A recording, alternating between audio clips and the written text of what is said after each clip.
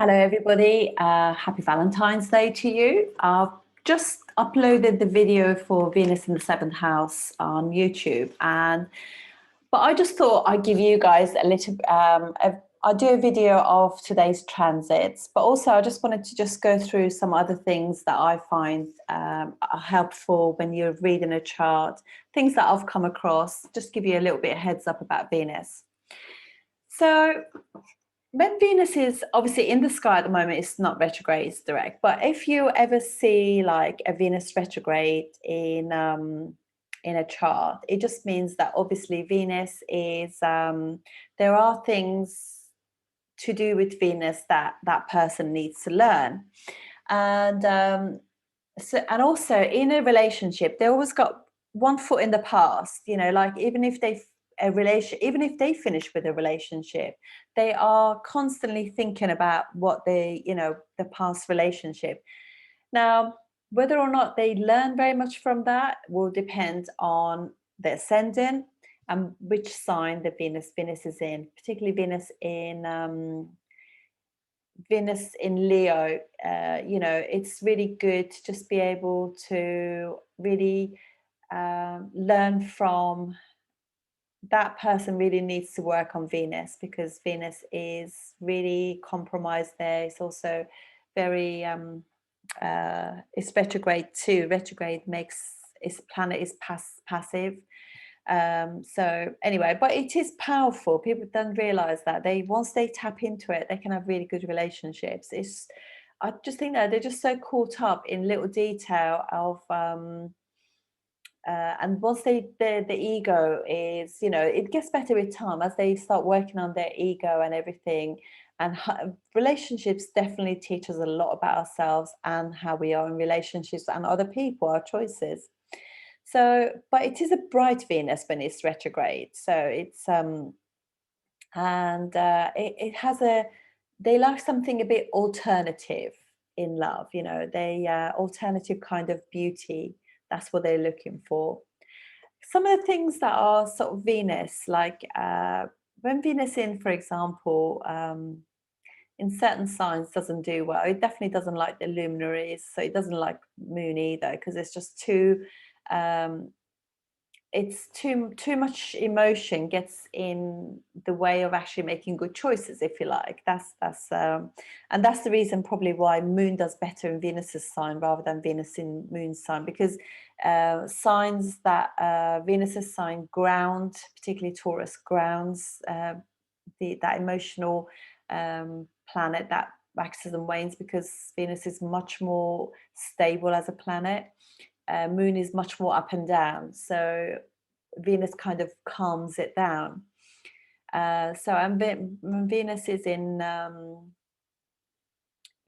emotional sign, up and down, it just kind of like the feeling. One day they're on, next day they can be off. So it's a bit confusing. It kind of is enjoyment. Athletes need a good Venus to recuperate and recover from what they put their body through. Because obviously Mars is sports, Venus is recuperation from that. It's seductive, escapism. It has good etiquette, socially aware. It's to do all forms of transport and vehicles are all ruled by Venus. And the better quality your Venus, the better vehicles you have. And it's a planet of harmony, muse, considerate, devoted, curator, scent, clothing, color, food, particularly Venus Moon. It's liquids too, makeup, fine things, vanity, horse on the cart, because again, form of transport, inspiration.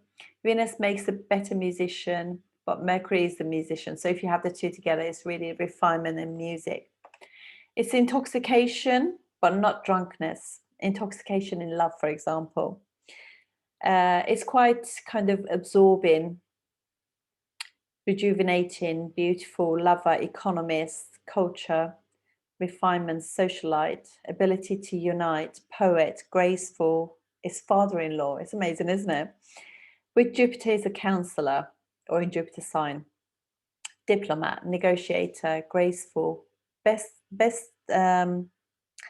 best of anything really. So sportsmen, artists, anything, they can just absorb all that uh, beauty really, really well. Restoration of homes, surgery, like even like a, so if a surgeon had a really good Venus, they'd be a really refined type of, they really worry, to get the detail right, to just do a beautiful job. Venus in Ashwini is a healer. So wherever Venus sits in your chart will be where your spouse will have a say, basically. And in a harmony, if in good dignity. That's so important. When Venus is in signs, that is it creates harmony. There's no inner harmony. And because it's planet of balance, it's you really got to get in, have that time, because Venus is exalted in the 12th house. Go within, really meditate, and actually see the reason why there is no inner harmony. Venus has dark complexion, tans easily, has curly dark hair, beautiful eyes. We are made of carbon, and carbon is made of six protons, 6 electrons, and 6 neurons. That's the reason why Venus is number 6. So anyway, it's in people's chart, Venus, when it's in the first house, they could have dark brown hair and sometimes curly. It's interesting, isn't it? Venus also rules kidneys and your hormones, particularly your thyroid. So that's the reason why people who over-exercise, they can actually get thyroid issues and get thinness there. And also in women, they get like problems with the end of their, or men, the end of their eyebrows. You can see that because of thyroid issues. It's obviously a karaka of relationships, music, and poetry and arts as well. And father, for that matter, rules the kidneys, senses, pleasure, beauty, sex, love, friendships, harmony, relationships, arts, crafts, liquids, fine dining, luxury cars, reproductive organs, students, beauty parlor, brothels, white sweets or sweet thing. But actually, I think Jupiter more is probably white flowers and things, white color. Perfumes, flowers, semen, productive organs, property, fashion design, cosmetics, smile. In Germany, it's the Karaka father. And rules eyes, light bulbs, illumination, lens of camera, devotion, nurse, DNA, regeneration of body. And then see if I said everything. And if in the 7th house, so obviously, I'm just going to give you some examples because these are on my what do you call it, on my video just now. So Leo has in Leo has to decide on boundaries for everyone. You have to follow their boundaries. Dignity is everything to them. In Virgo, 7th house, in nitpicks, stop criticizing other and look at self. They never work on themselves, their shortcomings. They give them something to do, work, job, because they like to, because it's like a Virgo thing, helping others. They like to serve and should and they're normally very careful with money and everything. Yeah. Particularly, like, for example, for Virgo ascendant, Venus in the 1st house, they are careful with money too. Libra, if 7th house is Libra, spouse is always confused, cannot make a decision. Yeah, that's definitely something to do with Libra. A balance game, particularly if Libra is weak. It's interesting, isn't it? So in 7th house, Scorpio, is emotional stability is needed, transformational, rags to riches or riches to rags. That in early life, they could have harsh early life, lots of hardship to succeed, They need support of the spouse. So Sagittarius is conservative on or very religious. Long-term goals, they need to support. They need support. So it's a Sattvic sign. So all planets here are long-term, not short-term. And they look ahead and they want good advice. Capricorn, logical. They will keep you grounded, as Cancer is very emotional. They're goal-oriented, not a fair colored spouse. Some of the things about Venus can make things political, bang on about animal rights or things like that, but they can go on about it a little bit too much. So yogis can have this, and it could give lack of diplomacy. Their own opinions and views is more important than everything else. So they then can walk away from a relationship. This is definitely a Venus which is difficult, Venus Sun kind of thing. So Venus Sun again will sacrifice everything for their kingdom. It's even, something that could be like a legacy thing going on. They don't do. It's like a very, because king is always thinking about me, so it is something that needs to be worked on. They do love their kids though. Sun is purification, Venus is desire. So it kind of it's ambitious for self, really, not for the relationship. They can sacrifice the relationship. So in another way, you can say Sun is me, Venus is us. So my way or highway, that kind of thing. One's desires are always burnt. They can cut people out of their life very, very easily, these people. So there's literally lack of compromise. Venus in Virgo is wherever Venus is in Virgo, that planet is how you will serve. So Venus here is very much about external beauty, calculating many desires, objectified, monetized, and sexualized. Mercury there gives beauty and intellect to that Venus. Many models have this, the external beauty. Put effort in. They do put more effort into their life. So that's a lot easier than Venus in Leo sometimes. So these are the things we need to work on, really. So we got Venus in Leo, Venus with the Sun. Really got to work at hearing the partner. Getting that balance. Remedy for Venus in 6th house of Virgo. Do not be critical to your partners or women. Be kind. This will help relationships and money flowing, because Venus is money.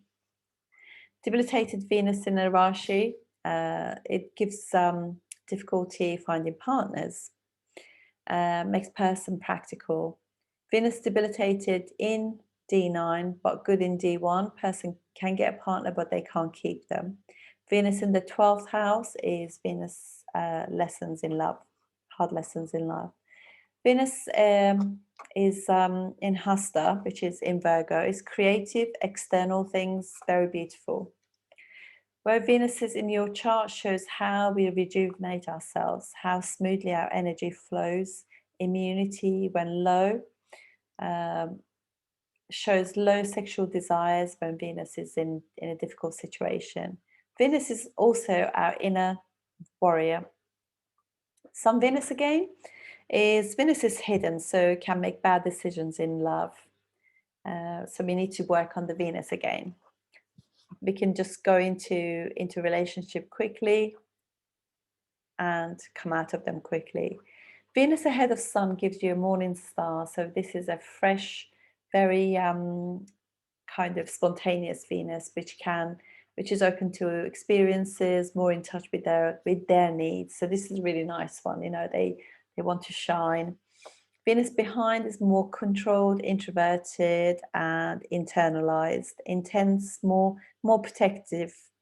Can take a long time in getting over heartaches, scars easily, and forgiving takes a bit longer. Brings up old kind of issues and reflective. Venus returns every year, is 8 years. If Venus is conjunct in synastry, you need time. Venus retrograde is touching a personal planet, encompassing wasteful behavior, inability to receive pleasure, not very sociable. Venus retrograde periods is about seeing the temptations of Venus. Transit of Venus, of a Venus retrograde conjunction, a planet at, in your chart at an angle of your chart can be significant. Venus in Taurus, mother's daughter, kind of thing. So Venus is got reaction, instinct, tactile, refined, sensual. Venus in Libra is father's daughter. Oh, so okay, so yeah, Venus in Taurus. Sorry, I just like the way I've written it. I can't even read it. Yeah, so it's your mummy's daughter or son, and if Venus in Libra, it's dad's daughter. That's so amazing, isn't it? Intelligent, gullible, heavenly, sacred, and spiritual. That Venus. Venus can give dark complexion. Okay, so I hope that this is all the little notes that over the years I've sort of had, sort of shared them with you. So let's have a look at Venus today in the sky. I've just put up just going to get rid of myself. So as you can see, Venus just came up. So the actual Taurus ascendant doesn't matter though, because we're going to actually look at it from Aries. So from Aries, Venus is in the 9th house, and you can see. So we got this issue at the moment with Venus Venus and Mars having this planetary war. Planetary war is something that Hitler had actually in his 7th house in Aries, where Venus and Mars were together. So there's a lot of conflict. And right now in the skies, there's a lot of that going on. So there are definitely things going on with governments and people. And yeah, you can see that this is going to go on for a while. So you can actually definitely feel that in the air, because Venus is also the warrior. So there could be some things happening in the, there's also, this could also be a lot of litigation things happening in the skies too. And as you can see, there is Ketu still bringing up a lot of things that are need to be looked into in terms of secrets that are coming out still through from where we had the solar eclipse on 4th of December. Things are still coming out. And because the ruler of that 8th house is in the 9th house, litigations are going out behind the scenes. We probably don't know about this, but I really think things are really going to come out, and we're going to be very, very shocked. There is so much going on, and oh my goodness, when people are going to find out what's been held back from us, they're going to go absolutely. Anyway, let's not describe that. We've got also Saturn with Mercury, so there's suppression of information still going out. And once that Mercury gets past Saturn and it's not so involved with the sun, things are going to start coming out in the media even more. Things are coming out already, but more things will come out, flow much better. And sun is obviously with Jupiter, and even Jupiter is going to get combust this month. So this is going to be a very, very amazing time where you can see also Jupiter is it's in the 11th house of natural zodiac, which is all the big companies, big concerns that have been banking, all that kind of stuff, big organizations. There's some litigation things going on behind the scenes with them, 100%. And government is involved in that as well. Politicians, you can see that's coming out. And yeah, so I dare say, we are going to be, once Rahu goes into Aries and Sun catches up with it, yeah, we're going to see some amazing things happen. I just honestly, I can't wait. I just can't wait. I just think everybody's suffered so much. But, you know, in the skies right now, there's a lot going on. And you can see, despite the fact that, you know, politicians and leaders think they are very strong, but they're not really. Look at that. They're debilitated in the D9. So things are definitely happening and we need to hang in there. On the more mundane things, you know, in terms of us at the moment, you know, well, for, you know, if we look at it, Moon is also being right across from Mercury. So you know that there's a lot of suppression. They're not really Moon, you know, people. This is us. We're being suppressed by things that are going on. Media is not really, you know, because there's only, I know about things that are going on in the world where friends are telling me, they're sending me videos, but you would never know that on there's, it's not, definitely not in the newspapers. It's definitely not on the televisions or social medias, and as soon as they go up, they come off. So the censorship is absolutely ridiculous at the moment, but things will change. I'm sure they will. Anyway, guys, all I wanted to say is, like, Venus and Mars are in a really kind of, obviously, it's in a difficult situation. But having said that, for those of you who are celebrating, who have a beautiful loved one, enjoy it. And I wish you well. It's quite a nice, sexy little thing as well going on. So enjoy it. And I wish you all love and harmony. And I'll see you on the next video. Thank you so much. Thank you for watching and supporting me. Thank you.